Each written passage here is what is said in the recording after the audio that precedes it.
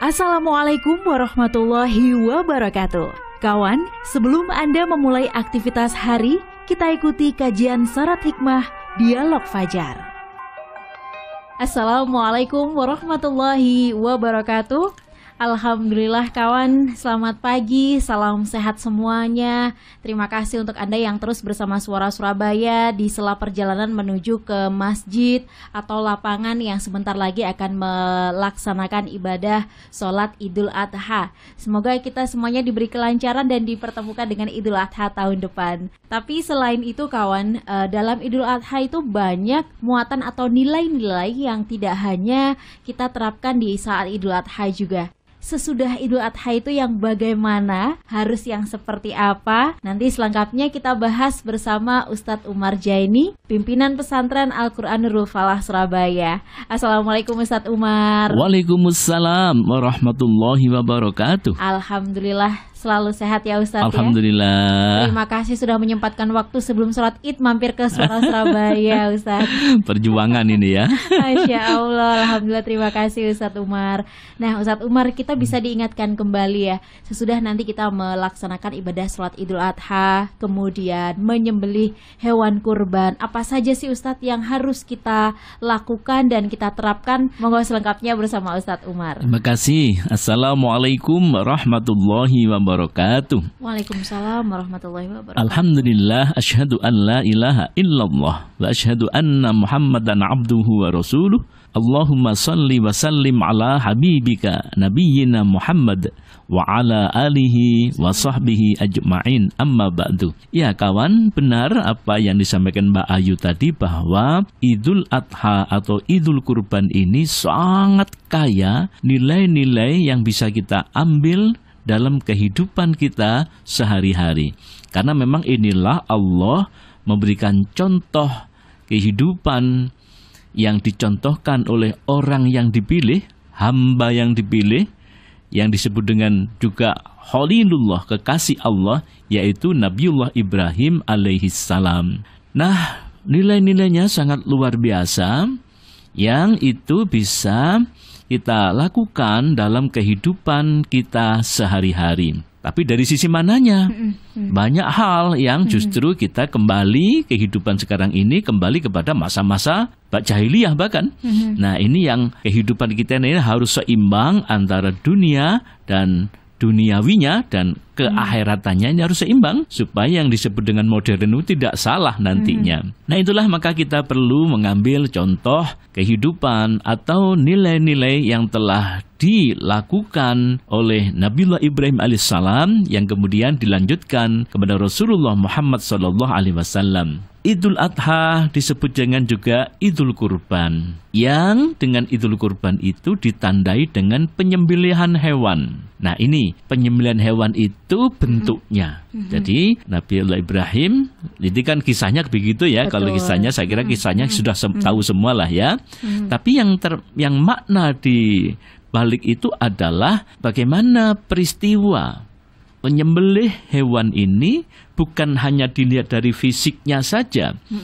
Ya kalau fisiknya saja kan setiap hari jagal itu kan juga menyembelih hewan ya. Setiap hari juga setiap menyembelih hari. Ya. Dan bahkan kalau kita renungkan itu ya, berapa miliar binatang setiap hari di dunia ini yang disembelih. Karena untuk kebutuhan makan manusia.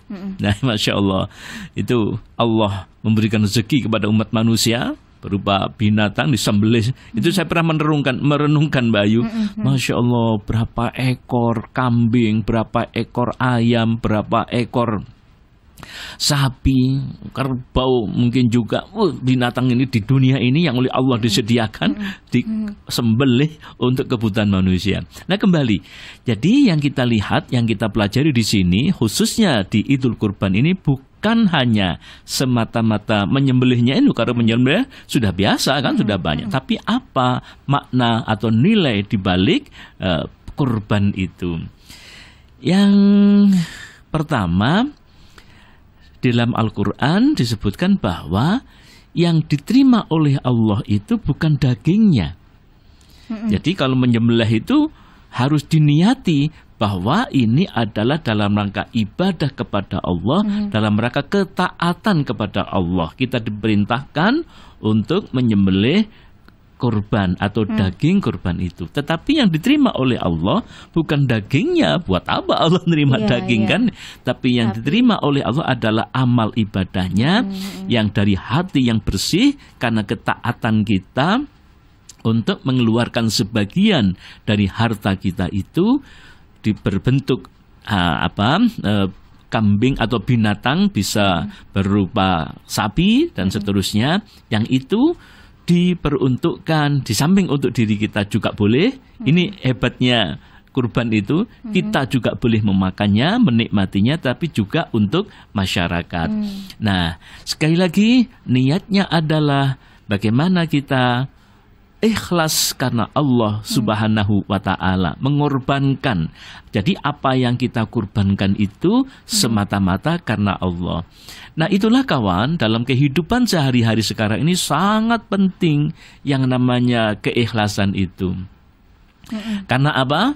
Kalau kita lihat sekarang ini kan banyak apa yang dilakukan itu ya untuk popularitas, untuk apa namanya Mbak Ayu? Supaya dikenal orang itu. Pansos, panjat sosial, gitu, biar panjat terkenal sosial ya, gitu ya, Ustaz, ya. terkenal, Yeah. pencitraan diri. Pencitraan, Nah, betul. itu yang di era modern ini justru itu yang banyak terjadi. Jadi apa yang kita lakukan sesungguhnya bukan karena Allah, tetapi supaya dikenal masyarakat. Oh, itu loh orang yang dermawan. Oh, itu loh orang yang suka menolong. Nah, kalau hanya itu, maka habislah nilai-nilai keikhlasannya. Jadi sekali lagi, kalau sekedar potong sapi, potong kambing, sudah biasa dilakukan. Tapi nilainya itu yang terpenting. Berikutnya kawan, Imam Al-Ghazali mengingatkan kepada kita hakikatnya adalah menyembelih hewan kurban itu sesungguhnya bagaimana kita bisa menyembelih atau menghilangkan sifat-sifat kehewanan yang masih menempel dalam diri kita. Apa sifat-sifat hewan itu? Ya rakus, itu kan ya. Ya mau menang sendiri, tidak mau mengalah, kemudian ya mengumbar hawa nafsu. Nah, itulah yang sekarang di dalam kehidupan modern sekarang ini itu banyak terjadi. Untuk meraih jabatan segala macam dilakukan dengan cara-cara yang tidak halal. Yang penting bagaimana jabatan itu bisa diraih. Nah, ini memang harus selalu kita sering mengingatkan, karena kalau tidak ada yang mengingatkan, tatanan dunia ini rusak, Mbak Ayu. Bayangkan bagaimana kalau diumbar hawa nafsu manusia ini kan, mana hawa nafsu setannya tadi itu apa? Hawa nafsu kebinatangan tadi itu melanggar aturan. Melanggar aturan itu bisa dengan terang-terangan memang melanggar, bisa juga dengan menyalahgunakan aturan-aturan yang ada. Yang ini banyak kita lihat bagaimana menyalahgunakan aturan-aturan yang ada. Menang sendiri, kelompok yang besar maunya menang sendiri, yang kaya maunya menang sendiri. Itulah hukum apa namanya, kalau di hutan itu ada namanya hukum rimba ya. Hukum rimba. Hukum rimba itu bagaimana binatang yang kuat, binatang yang punya apa istilahnya? Ya, binatang yang punya peralatan dirinya, ada apa ya? Ada semua binatang itu kan punya sesungguhnya Mbak Ayu, punya apa daya tangkis atau menghalau kalau diganggu oleh binatang-binatang yang lain. Nah, singa misalnya, dia punya apa alat yang sangat kuat, yaitu giginya demikian rupa. Itu kalau apa sangat berkuasa dia dengan kekuasaannya itu, dengan alat-alat yang dia miliki, dengan kelebihan-kelebihan tubuh yang dia miliki. Nah, itu rupanya manusia juga perilakunya seperti itu, dengan kekayaannya, dengan jabatannya, mungkin dengan profesi yang lainnya, dia gunakan kelebihan-kelebihannya itu untuk menerkam orang lain, memangsa orang lain. Masya Allah, naudzubillah. Nah, itulah kawan, Idul Kurban atau Idul Adha itu secara momentum 1 tahun sekali, tetapi implementasi dari Idul Kurban itu harus kita lakukan dalam kehidupan kita sehari-hari.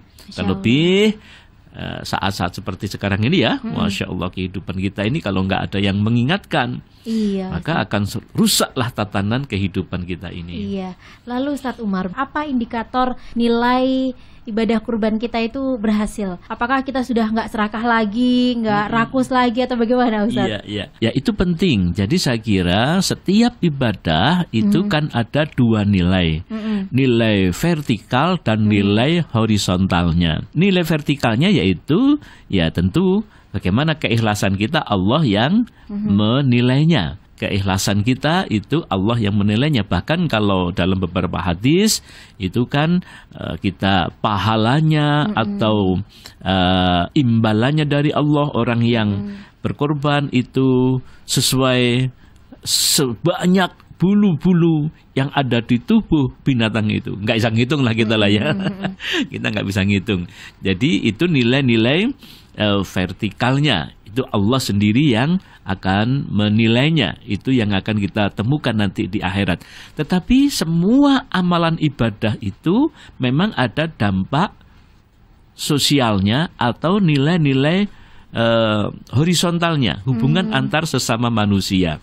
Yang itu bisa kita lihat kalau dia semakin senang setelah berkorban ya, semakin senang mengeluarkan hartanya untuk orang lain, kehidupannya semakin baik antar sesama manusia, kemudian dia semakin bermanfaat hidupnya. Nah, maka itu adalah tanda-tanda bahwa amalan-amalan ibadahnya itu mendapatkan berkah. Nah, berkah itu tambahan kebaikan.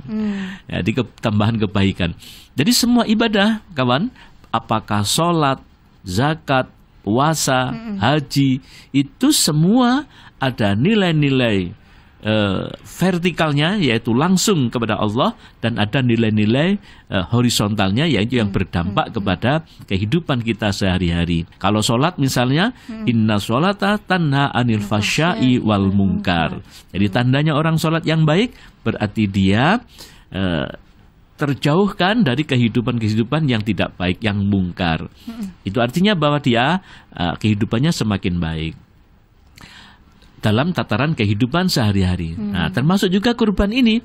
Jadi nilai spiritualnya itu Allah yang tahu, dan betapa nanti itu, tapi di akhirat sana ya. Kata Nabi itu kan nanti di samping tadi yang saya sebutkan, pahalanya tidak bisa menghitung kita karena sebanyak bulu-bulu yang ada. Kemudian nanti akan mempercepat perjalanan kita ketika menuju ke surga Allah.